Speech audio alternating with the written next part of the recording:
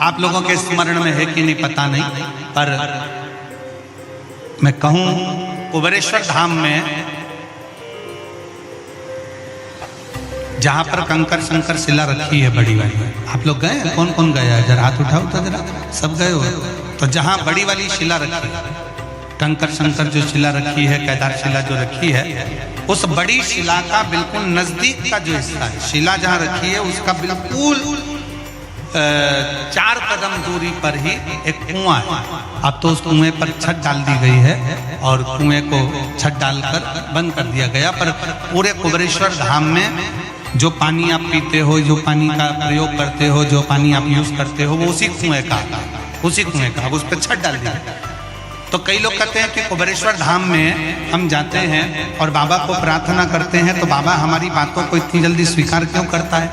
काशी में हम जाते हैं तो काशी में बाबा हमारी बातों को क्यों स्वीकार करता है? उज्जैनी जाते हैं तो उज्जैनी में क्यों स्वीकार करता है? मल्लिकार्जुन जाते हैं तो मल्लिकार्जुन में क्यों स्वीकार करता है?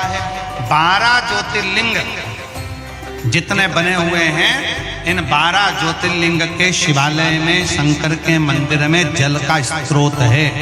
जैसे विश्वनाथ जी के मंदिर में काशी में ज्ञानवापी है, जैसे उज्जैनी के अंदर महाकाल मंदिर में ही सरोवर है, जैसे मल्लिकार्जुन में जब दर्शन करने जाते हो तो पास में एक कुआं है, उसी तरह प्रत्येक शिवालय में भीमाशंकर चले जाओ, त्र्यंबकेश्वर चले जाओ, तुम्हारी मर्जी पड़े जिस ज्योतिर्लिंग में जाओगे, आप केदारनाथ जाओगे तो ओम कुंड है, ऐसे जितने जितने ज्योतिर्लिंग का दर्शन करोगे, प्रत्येक ज्योतिर्लिंग के नजदीक में, ज्योतिर्लिंग के अंतर्गत, ज्योतिर्लिंग मंदिर के अंदर एक ना एक शिवालय के पास में जलाशय रहता है। वो जलाशय क्यों रहता है? उस जलाशय के अनुकूल जब हम अपने मन की कामना करते हैं, वहां बैठकर आराधना करते हैं, तो भगवान शंकर पर उस जलाशय का जो पानी शिव पर चढ़ता है, तो हमारे मन की तरंगे शंकर स्वीकार कर हमारी झोलियां भर देते हैं।